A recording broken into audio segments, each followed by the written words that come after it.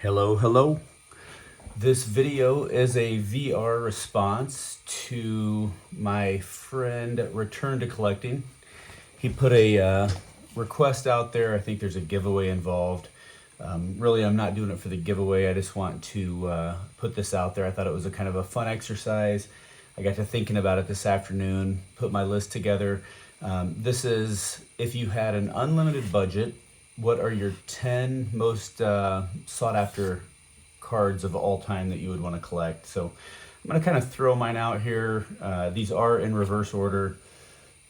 Trying to mix it up a little bit just to make it a little bit different, because when I looked at Darren's video, I thought, man, I'd like that one too. I'd like that one too. I mean, there were so many of them on there. So anyway, I will get started right away here. So at number 10 is the probably one of the most iconic cards anywhere. No, it's not the Honus Wagner, but the 1952 Topps Mickey Mantle.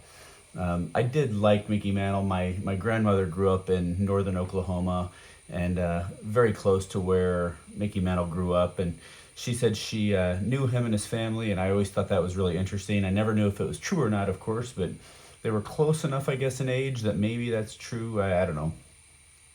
Anyway, there are only 3 PSA 10s of the 52 Topps Mantle, and so I guess a PSA 10.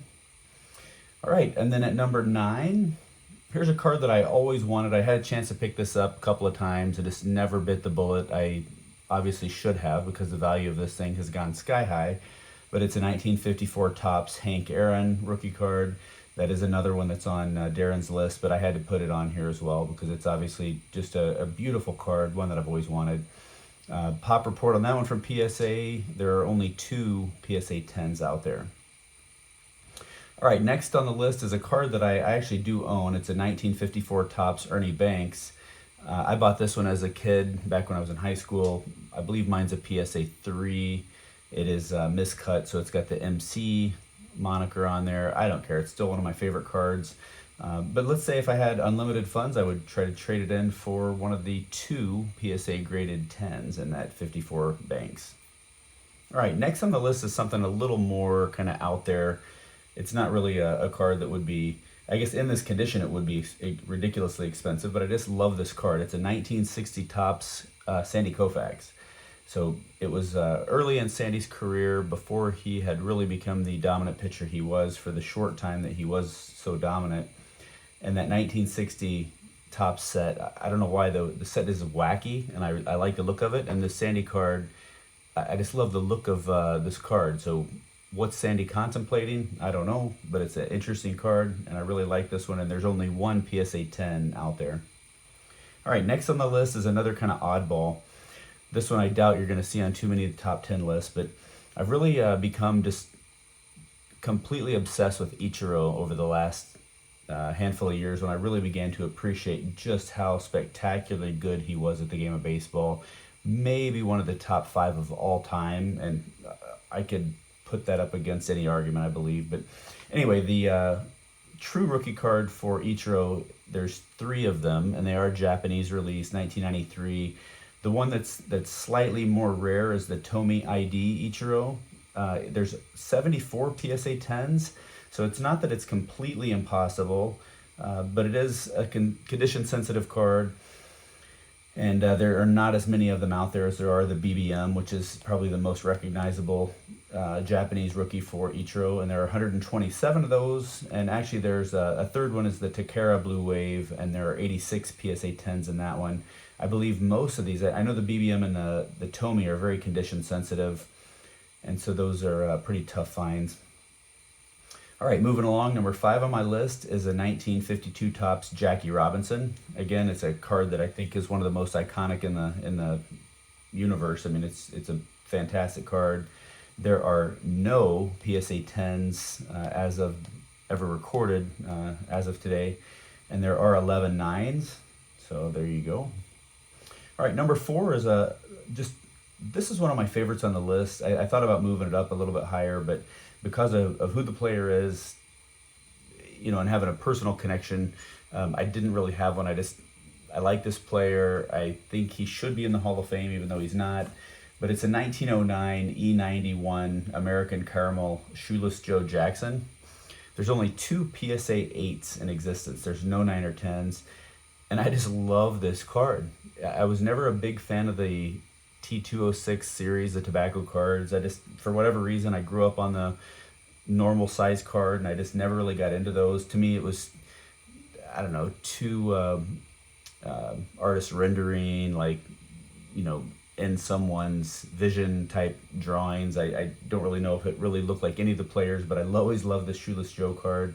It looks like he's got a thick upper lip lipstick on. I don't know what that is, but it's a fantastic card, and that PSA 8, I believe, sells for close to $2 million if you can find one. All right, number 3 on the list, another card that I've always just really, really loved.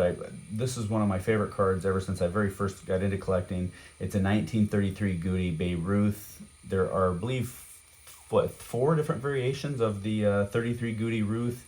The one I like the most is this one here. It's the number 181. Kind of looking over his shoulder there. It reminds me of another famous pose. Do you guys remember the Van Halen album cover, 1984? Anyway, I don't know why it just made me think of that, but anyway, on that 33 Ruth, there is one PSA 10 in existence, 6 9s. I'd obviously be thrilled with either one of those, so if any of the viewers out there want to send me one of those in a 9 or 10, I would accept it. All right, moving on to the final 2. Number 2 on my list, 1949 Bowman Satchel Paige. This card is another one of these fantastic cards, Leroy Satchel Paige. He was such a dominant pitcher for so long. I would love to see what his numbers look like compared to many of the other major leaguers of the time. I think he would rank right up there. There is only one PSA 10 in existence of the 49 Bowman Paige, and there are 9 9s.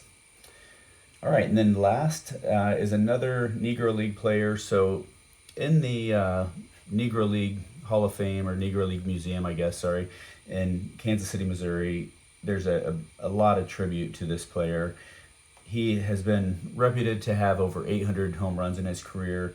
The Negro Leagues were notorious for not keeping accurate stats, and so there's really no way to determine. Maybe it was 900, maybe it was 400, who knows. But Josh Gibson was a dominant catcher in his day, and it would have been fantastic, again, to see him playing in the majors and see where his numbers stack up compared to some of the other greats.